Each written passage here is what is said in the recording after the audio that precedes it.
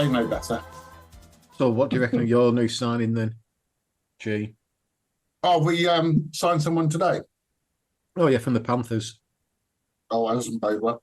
So Deontay Johnson's gone to the Ravens. Dante Jackson. They've traded from Steelers have Panthers. gone for him again. No, he's gone to the Ravens. Yeah, we haven't gone. We wouldn't go for. He used to be at Steelers.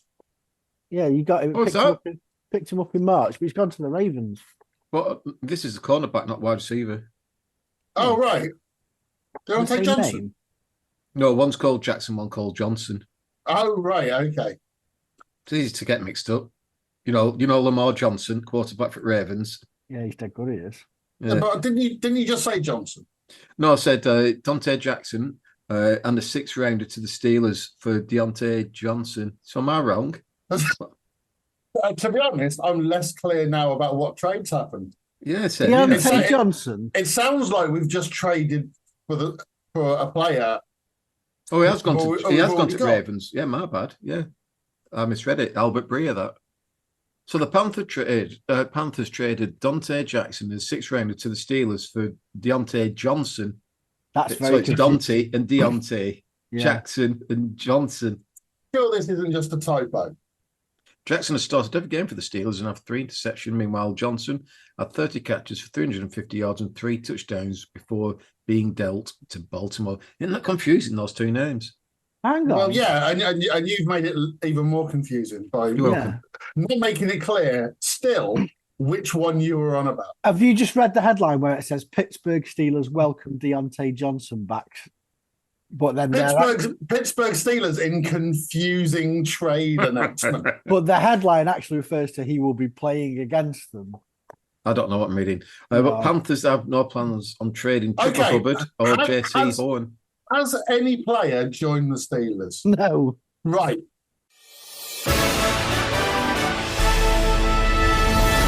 Review of last week's games. Last Thursday night, the Rams have got some players back. And they beat the Vikings 30-20. This was a fun game. I really enjoyed this. This was good stuff.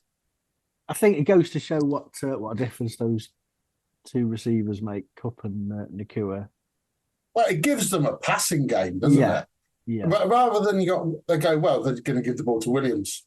And the opposition defense knowing exactly what to expect. And this means they can mix it up a lot. And I think they showed that. It's definitely the most dynamic they've looked all year. On both sides of the ball as well, because, like I say, Williams ran well, went over 4 yards a carry. He always does, though, doesn't he? Yeah, he's a decent player, isn't he? But when you've got the option of a passing play, it's going to create more space for Williams as well.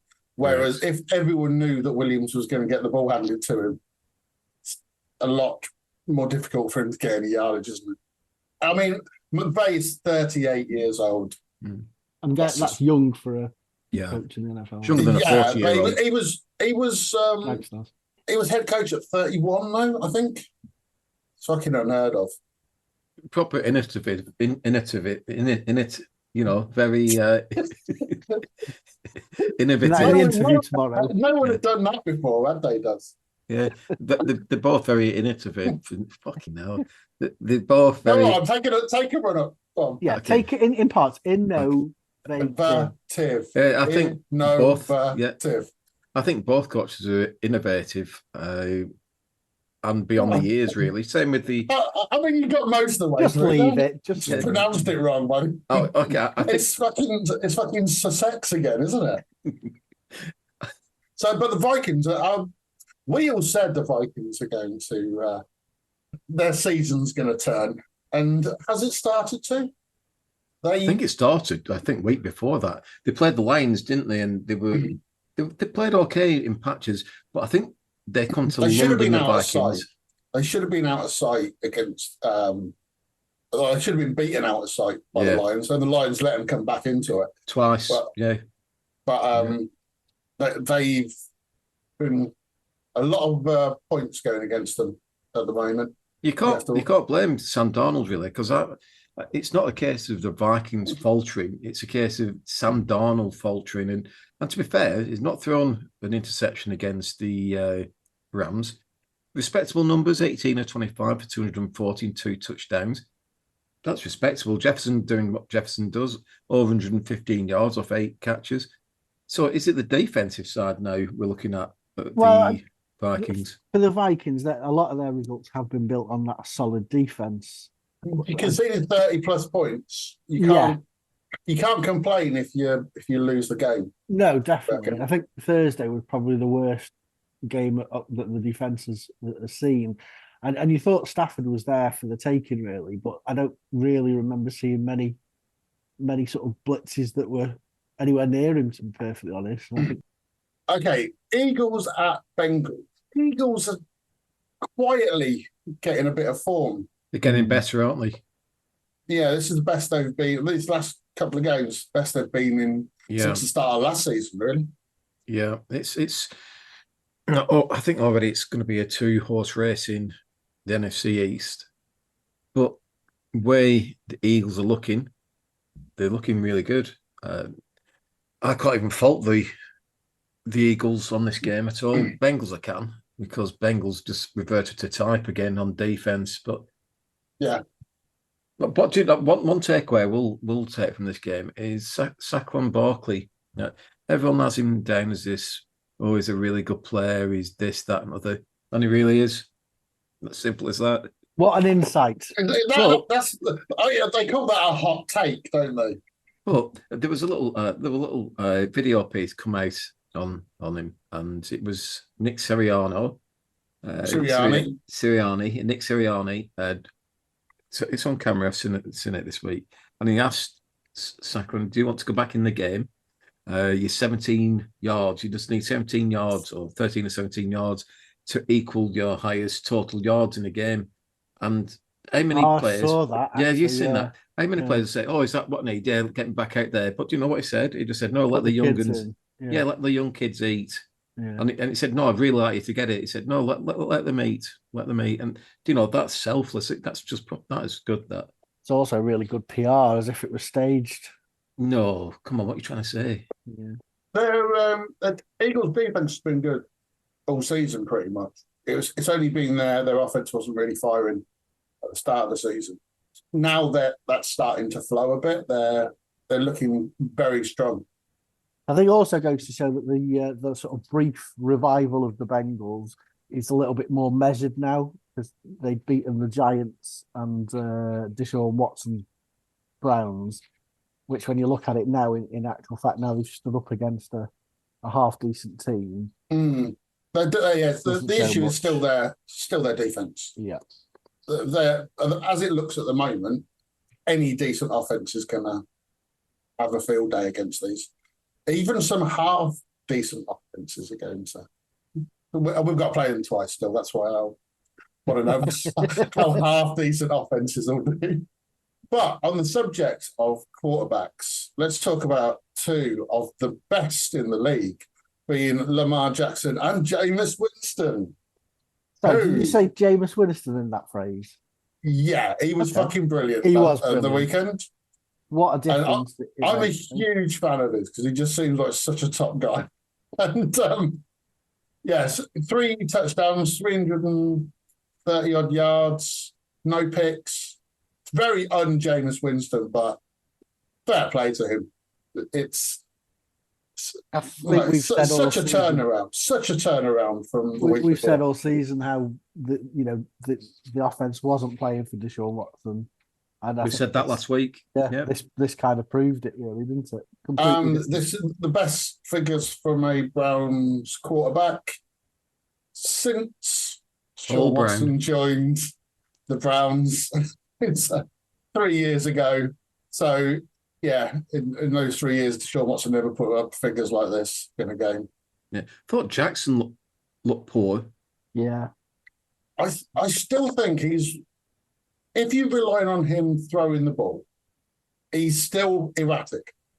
Like he had a few overthrows. At the end there, he's got three shots at the end zone to win the game. None of them looked remotely like they were going to be a touchdown. He overthrew one got blocked, another one went right into the fucking crowd, from what I could see. It's like, you're right. He had 3 chances to get that ball into end zone near the end. When we'll come to it later, it just takes one exceptional quarterback to do it once and get a touchdown. Yeah, we'll come on to We're Russell not Wilson even on later. that game. We'll come on to Russell Wilson later. And what I think about the Ravens is, on their day, they're as good as any team. When it clicks. They've also lost to the Browns and the Raiders this year.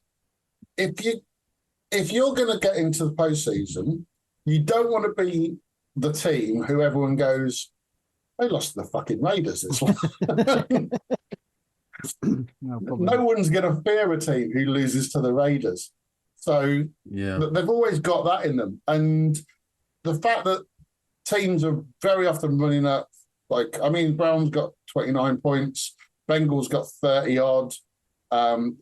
Teams are putting up decent points against them. So it only takes their offense not to click as much for a W to become an L, as they say. Now, I look at the Ravens offense, and I don't like to admit it, but I do have a soft spot for Ravens. Not so much these Ravens as I did when Ray Lewis played for them. I did like watching them back then, because basically being a Washington fan, we had nothing to look at. But I look at their offense and I think Derrick Henry, good, again, when clicking. Lamar Jackson, good, when clicking. Zay Flowers is a good wide receiver. He's quick, liable to a drop or two. That's fine. Isaiah Likely and Mark Andrews are your tight ends, both decent to good tight ends. Now, I find the little chink in the armour when I watched it, and the other former Eagles wide receiver, Nelson Aguilar, and it's shocking. He dropped so many sitters, and I think that's who he'll come in to replace. I think he'll replace Aguilar because Aguilar is just costing this team. Johnson will take his place. Okay. Last week we all agreed who the best team in the NFL were, and they lost straight away. Well, we all said it was the Ravens. So let's all say best team in the NFL at the moment, Ravens, who has put up 50-odd points again against the poor Titans. Titans who are just trading away all their players now, having given up on the season. I think it's he's very good. Hard to find a more talented team than Detroit at the moment. On all sides, well, even special teams, Yeah. Without their best player as well. I think he's Hutchinson. I think he's their best player. He's such a huge loss for them. And yet, last 2 weeks they haven't missed him at all, have they? They've just been. Well, the funny thing is about this game as well. Detroit obviously won 52-14, but they put up a total of 225 yards offensively to Tennessee's 416, and they get 14 points. I know. Yeah. Well, there was another one of those stats. We're coming to a game later that has got a weird stat as well that I saw. So look at that. But the Lions are great to watch at the moment, aren't they? They're just good. They are rolling. Well coached, well drilled team. It's weird to think of it. It's like it's not even halfway through the season yet, and the Titans are going, fuck's sake, we got to play again. Yeah, can't we just skip it? So we have another bye. 11 more minutes the Titans had in time of possession. Say that again. They had 11 more minutes than the Lions had. But that's because the Lions kept scoring touchdowns immediately. Absolutely. With the defense. Okay, a game that went to the wire. This one went from being very boring to being really exciting. Cardinals at Dolphins. Dolphins looking a bit more lively on offense, obviously with Tua back. But Kyler Murray's playing well. Back-to-back wins, I think, for the first time in a while for him. So took it by a late field goal, a last-second field goal, take it 28-27. Dolphins blew this, though, I think. Yeah. They're 2 scores up relatively late on.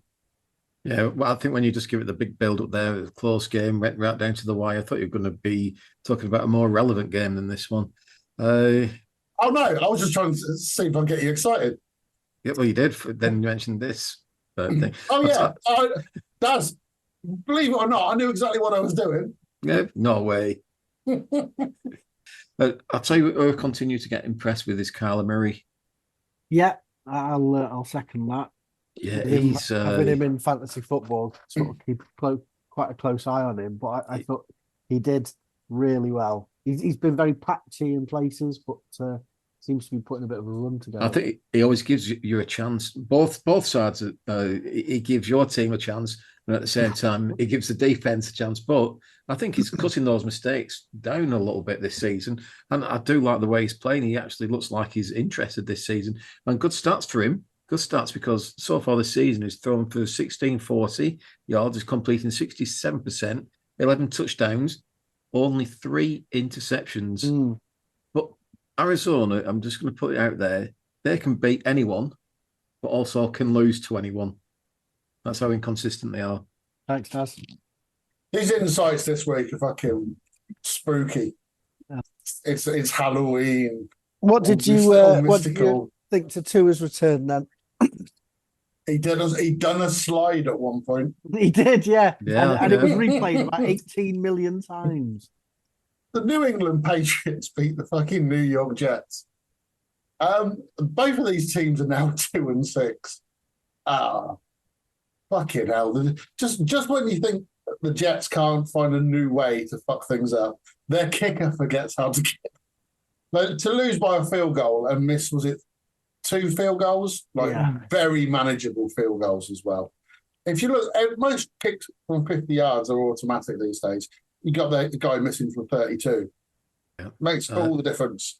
That's a little note on social media from this so-called fan club of Green Bay. How's Aaron Rodgers doing for you? You're welcome. Thanks, Green Bay.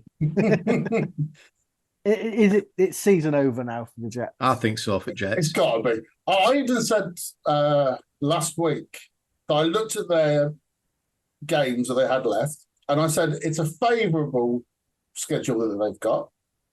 I said that there are 8 games in their last 10 that they could win. This was one of those games that they could win, and they haven't won it. You look at them, they go, well, you still got to pay the Bills again. I think they've got to pay the Texans. There's another one as well.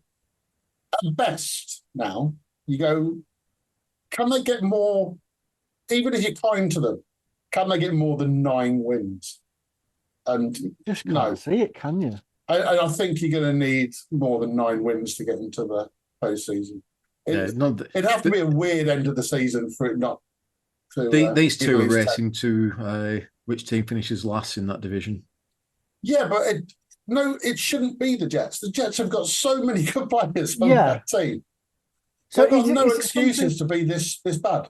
Is it something that's wrong in the coach? Obviously they've Salah and whatnot. Yeah, they just looked like a Sunday pub team, and they used their 3 timeouts in the first quarter to stop the play clock expiring. That's I think you can get away with, but all 3 of them.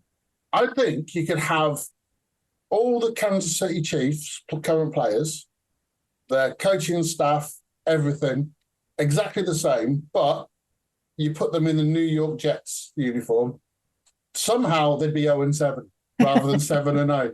It's just something to do with the Jets. Actually, can I give you my amazing stat here? No, please do. Right. The Jets gave up under 250 total yards offense. The Jets didn't turn the ball over once and lost. The first team to do that since 2012. Right. What's that pinpoint to then? Just defense, which is normally their plus point, isn't it? I don't know. I don't really. Combination of everything. I have no idea what that stat means, but it suggests that they weren't being careless with the ball. They weren't giving that much up on defense, and yet they still gave up 25 points to one of the worst teams in football. Yeah. Okay. Another good game. Falcons at Buccaneers. All hail Kirko. Another 4 touchdowns. Pretty much sealed no the division, picks. I think, hasn't he, now with that? He should have done. They've got that only 1 game ahead, but they've got obviously the head-to-head against the Bucs as well. And Baker Mayfield, again, 300 yards plus without his two best receivers. It was a good game, to be fair. Deserving of a mention, I think, for Baker. That. Nice to see Kyle Pitts getting involved again as well. Have we seen his touchdown, or should I say touchdown? I reckon that ball got knocked out before he crossed the line there, and that should have been a touchback. In a game that was only decided by 5 points, I think they got 7 they didn't deserve. Just saying that, nothing against Kyle Pitts, but if you do in the early celebration and you give the ball up like that, they went to the review very quickly. They went, he got that. Whereas I think if they'd have taken their time on it, they'd have gone, that ball's coming out before the line. So are the Falcons any good? No. It's hard to say. It's a miss. It's a poor division, so you can't really tell a lot, but he's still putting the numbers up. But their defense still looks shit though, which was the problem when they were picking number 8 in the draft. They'll get found out. They did fuck all to address. But they'll get found out without. Falcons are one grade up from being the Cards. You don't know what you're going to get from Kurt. 1 week he'll get 4 or 5 touchdowns. Week after he'll do 15 or 28 for 110 yards. In terms of the Bucs, then obviously missing their wide receivers, I think we were all fearing for them. So you could probably say they did better than expected. Big shout out to the tight end on tight end day. They're going to struggle. They've been giving up points this season anyway, and without those are 2 of the best wide receivers in football. So take them out of any team, you're losing a huge chunk of your offense right there. So I think in terms of their season, the Bucs stop here.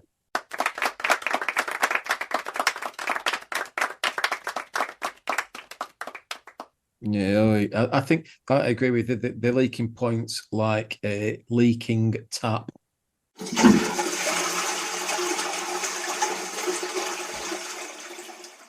I mean, there's going to be. I think we're only we're less than 2 months from Christmas. Is there enough time for Dazzler's big book of sporting analogies to get released? To be honest, I'm quite angry with you there, Daz, because I thought Greggles' the book stop here was fantastic and didn't need anything saying. And then you follow up with that shit. I mean, to be fair, in the edit, my comment was followed by a round of applause. I honestly thought that deserved more. And then Daz just tramps in and fucking ruins it. There was the sound of someone flushing after. I can't quite work out what you meant, but leaking tap. Yeah, like it leaks water, a faulty tap leaking water because the washer's broken, and that's what the Bucs are. The washers are like the wide receivers. They're broken. They're not going to come back. They're not going to fix for this season, so it'll continue to leak points because doesn't the analogy fall down there on the fact that they have replaced the washers? It's just they've replaced them with less good washers. It's like they've replaced the kitchen sink taps, but the bathroom taps are still leaking. And that outdoor tap is frozen over. So when it thaws out, the parks burst. Anyway, moving on to Washington.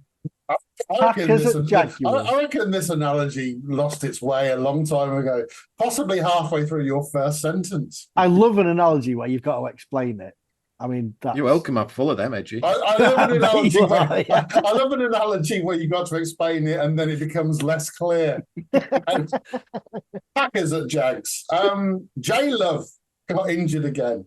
I think he's going to be back at the weekend, but at the moment he's questionable. But yeah, they kind of hung on a bit here, the Packers, without their QB in the second half.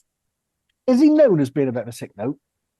No, but he got this is concussion, isn't it? So it's right. He did get a whack, and then he got up and then fell over again, which could have just been a little bit of dizziness, but because it's the NFL, they went Get him into the emergency blue medical tent, everyone.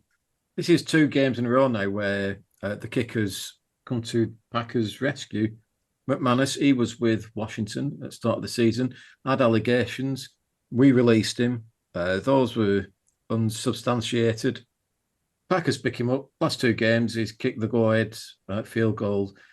But while you were talking about Washington, by the way, earlier, I wasn't. The Packers have signed linebacker Jamin Davis. We released him last week. I think he's gone through waivers and they've picked him up. In the right team, Jamin Davis will be a decent linebacker. Are you sure he's gone to the Packers and not Definitely, somebody yeah. else? Right. Yeah. Someone else with the same name has actually just left the Packers. That's what he means by his breaking news. Interesting you mentioned the kicker there, because the Jets kicker, obviously, who's almost certainly about to lose his job. Yep. You know who the other kicker they had at the start of the season does? It's not Sebastian Janikowski, is it? No, I'll give you a clue. He's now your kicker. The Jets had him at the start of the season. I didn't know that. Wow. Siebert. Yeah. Old Egbert, he was at the he was at the Jets, and they went Siebert, no Bacon. We're going to choose between these 2 guys, and they chose the wrong one. Yeah. Another team then that we can discuss their season prospects. The Jags season's over now, I assume. Oh, the Jags are 2-6, and they'll be grateful for another high draft pick, which is how they roll. Colts at Texans, another big divisional game, and a lot closer than anyone probably anticipated. And once again, going to go straight to injuries. Already missing Nico Collins. And now it comes to light that Stefan Diggs has torn his ACL and out for the season. Torn anus. Yeah. Which is a shame, really. Nico's back soon, though, isn't he? Isn't he back I think next this week? is his last week on IR, I think I saw. So could be a timely return. But I wonder if they'll move. Trade deadline, as we speak, is a few days away. I wonder if they'll look at think about maybe T. Higgins or something like that. That kind of receiver. Yeah, why not? Massive miss though for Diggs for the Texans. Yeah, it's a shame.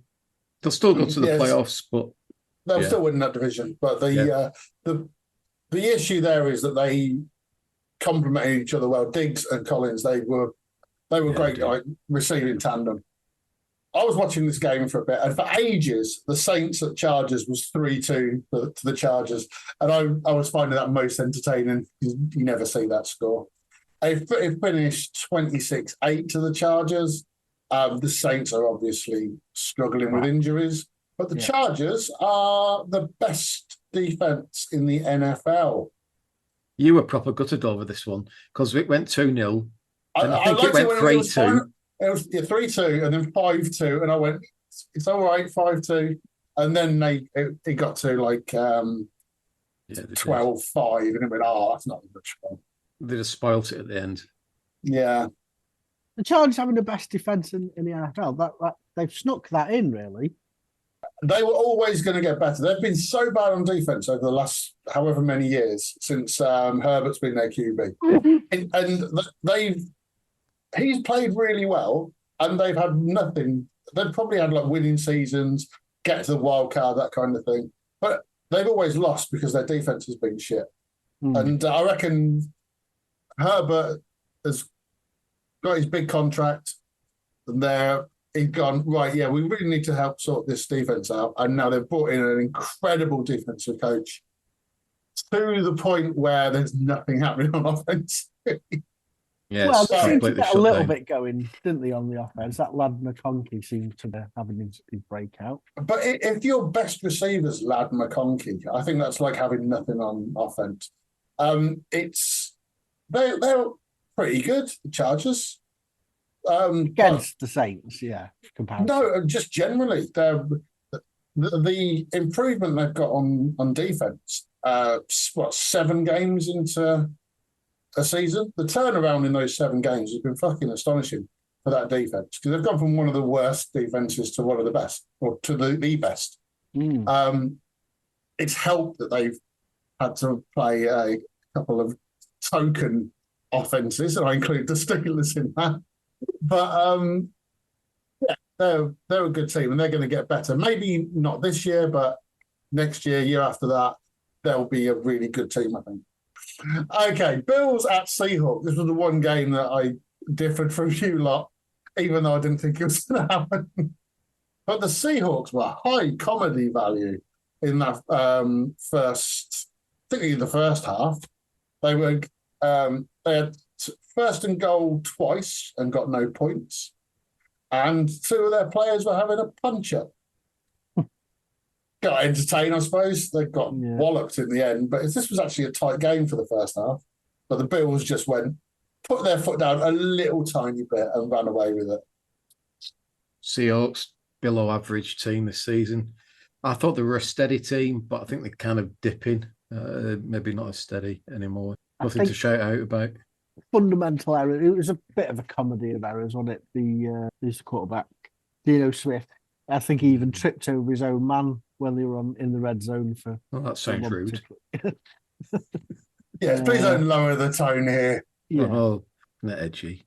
Another one where the snap just went well over Smith as well. So it was that sort of game for him. But I was going to say the Bills, they're going to win that division, and it looks like at the moment, I think they're 6-2, aren't they? I haven't actually got it in front of me. Yeah, they are 6-2. Yeah, so they're 6-2. You've got the Dolphins with 2 wins. You got the Patriots with 2 wins, and you got the Jets with 2 wins. Yeah, and obviously on the head-to-head, they're 5 games clear at the top of their division, which is ludicrous by week 8. Ludicrous.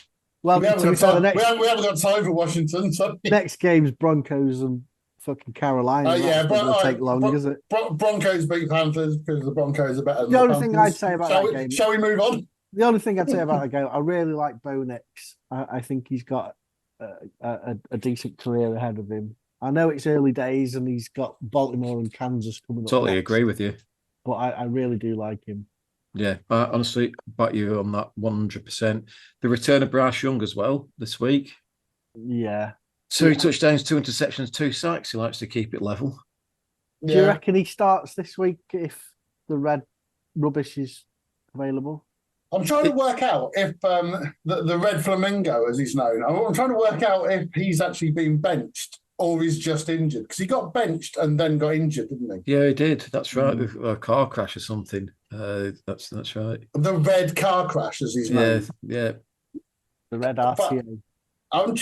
So I'm not sure if he'd been benched anyway, but then became unavailable after the car crash. I think Bryce Young's finishes the season now for Carolina, barring any injuries. Why? I mean, what difference is it going to make? It makes no difference. It doesn't. You might as well give him the chance to run a few plays. Kansas versus Las Vegas. A lot closer than people would have thought this one. Yeah, but they were just, I got the feeling they were just taunting them while they were doing the minimum amount required to beat the Raiders. Yeah, again, it was playing down to the opposition. They didn't look. I know, like the Diop was his debut and everything, but didn't do much. I know they didn't need to do much, but when you've got the Lions absolutely dismantling Tennessee, you'd be expecting Kansas to do the same sort of thing to Vegas, and they didn't. But they're still. I think the Chiefs are doing what the Patriots used to do, which is coast through the regular season, just doing enough, and then by the time you get to the playoffs, they go, "Oh, they haven't played that well this year," and then all of a sudden they turn it on because they've been keeping so much back while the rest of all the other teams are battered and bruised from having played all the regular season games, and they've kept their energy and they're all fully fit, and they go into the playoffs, go right 4-game season, here we go. Yeah, they've got D-Hop, of course, back with joined the Chiefs. 2 catches for 29 yards. He'll get better. He only trained. I don't know if he's a fit there. He only trained one day, didn't he? Yeah, and he's a great receiver. He's 32, I think, but he's still a great receiver to have. He's the sort of one you can chuck it up in the air and he'll come down with it because he's just got that timing. Like a Jefferson's got that kind of timing. Okay, Bears against Commanders. Let's ignore 59 minutes and 56 seconds of what was absolutely dog shit game. Let's just talk about the final 4 seconds. Just before Daz chimes in. Bears properly fucked that up. That's what happened there. Yeah. I disagree. I'll give credit where it's due. Who knew? Well, you probably did, but who knew you actually do have a defense? I know Caleb Williams probably wasn't at peak form, but I was. The Bears were shite. They were shite until like the fourth quarter, whatever it was, late in the third quarter. They did that first run, and all of a sudden they went, "Oh right, we can actually move the ball against these." But before that, they were fucking abysmal.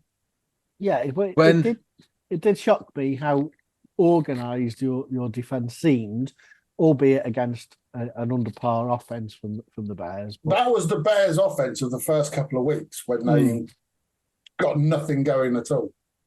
We were watching that, and I said when it was 12-0, I went, "That's enough. This Bears aren't going to fucking score 2 touchdowns." And the sad thing is, after that, they should have got 3 because they fucked one up as well.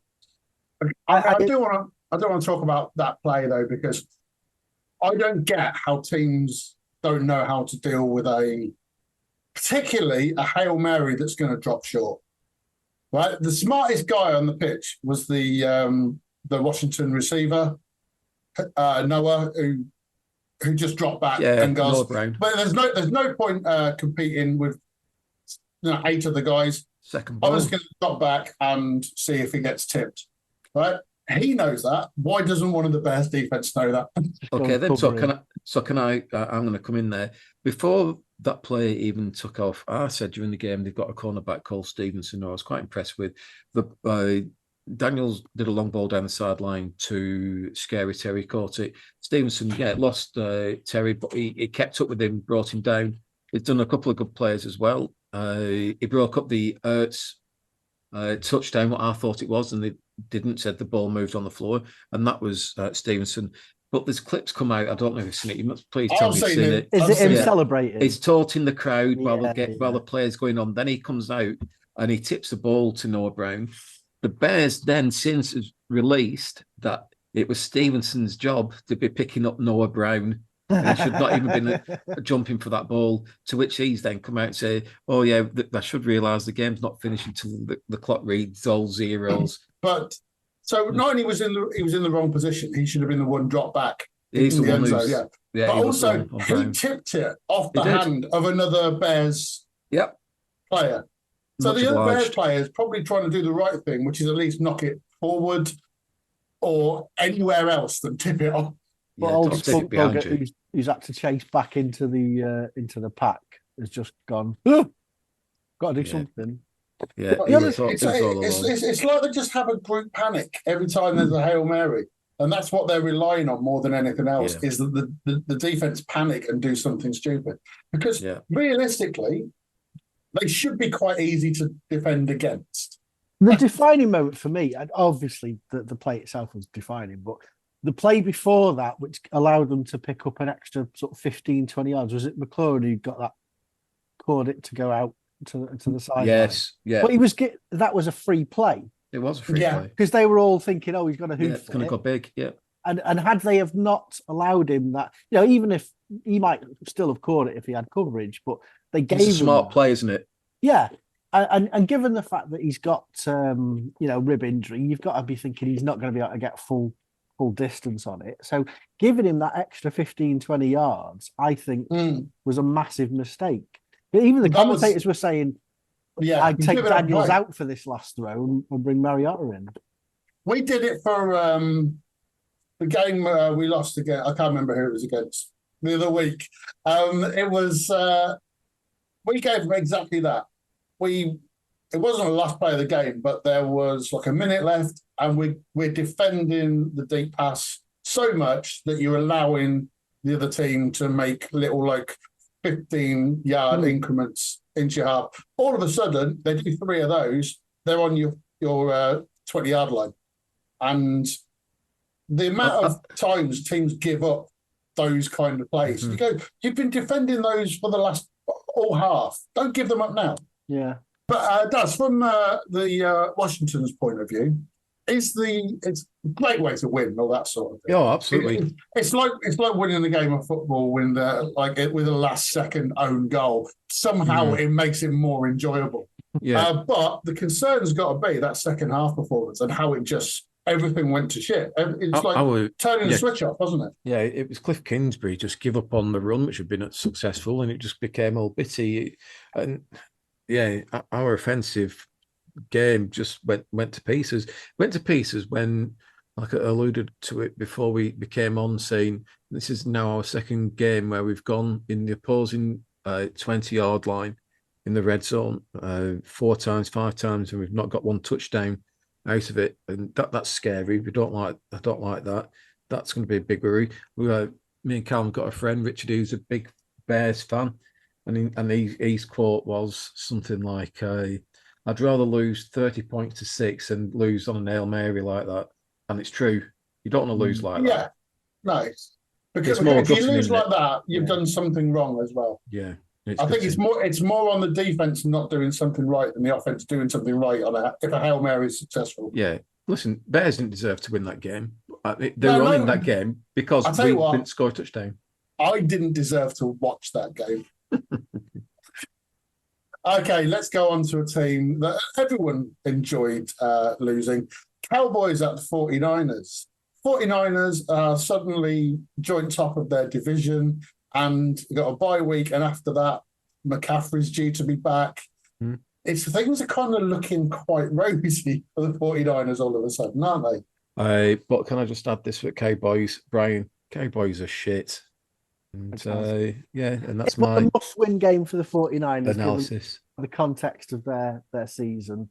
They go in, like you said, they go into the bye, and then they got McCaffrey back. So you'd think that it's full steam ahead from there, but they'll still win their division, I think. And, but it is a poor division, but they can go on a winning run for the rest of the season. They've got that kind of players. If they've got all their players back, which they might have in a bar Ayuk, I think, and Greenlaw, the only 2 who are going to be missing after their bye week. Yeah, they can beat anyone. They could win every game for the rest of the season. They could, but unfortunately, they can lose against anyone. That's just the way they've been playing. I don't think they can lose against anyone if they're at full strength. It's just, can they be at full strength ever? That's true. Cowboys are shit, by the way. They are shit, and yet again, they got their 2 touchdowns in garbage time, which most of their points seem to come when they've already lost. I've noticed this about them this season. And I think the Bill Belichick has stepped up there on the rumours from going to the Cowboys. And finally, wrapping up last week, the Steel Curtain marches on, beating the hapless New York Giants, quarterbacked by the hapless Daniel Jones. I've never seen a quarterback with less hap. What is hap? I'm not sure, but Daniel Jones hasn't got any. He definitely hasn't got any. But they were quite pissed. But did you see their 2-point attempt? Someone said on Good Morning Football that it might be the worst play they've ever seen. Wow. And I went, I'm not sure it's even the worst play the Giants have done this season, but it was pretty bad. They're trying to they'd lined up half the team on the left-hand side, but none of them seemed to be aware of what they were doing there. And they chucked it to neighbours. And Alex Highsmith just goes, "Oh, thanks a lot." Straight into it. It was such a bad play. Steelers, again, we got into the red zone 3 times in the first half. Field goal. Yeah, it's kind of annoying. We're doing things we weren't doing with Fields, but we're also missing the things that we weren't doing with Fields. We haven't got the balance right still, but I agree. 6-2. You're probably one of the shittest 6-2 teams, but I reckon we're definitely the shittest 6-2 team. Yeah, possibly. But I'll take that. We've still got all our. I think when we come back, we play you lot. which we're going to have to do like a live commentary on, I think. Oh, yeah, that'd be good. And for our Patreon. By the way, our Patreon gets kicked out on Thursday. Very His, lucky. his month is going to be up. But after that game, I think we've got 8 games left this season, and 6 of them are divisional games. Yeah, massive.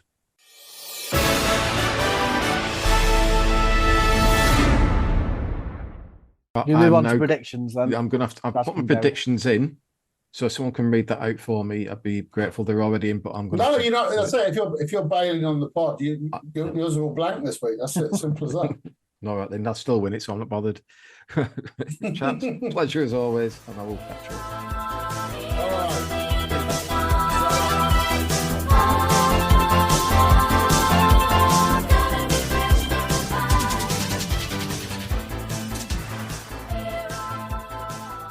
qbscpod@gmail.com. All right, so we just crack on with this shit show then. Crack on. Yay, crack Right. on. As long as you don't do it in that voice again, because it's bordering on Barry White impression. It's the Halloween special. Yeah, it is. Yeah. I know, but there's no need for him to black up.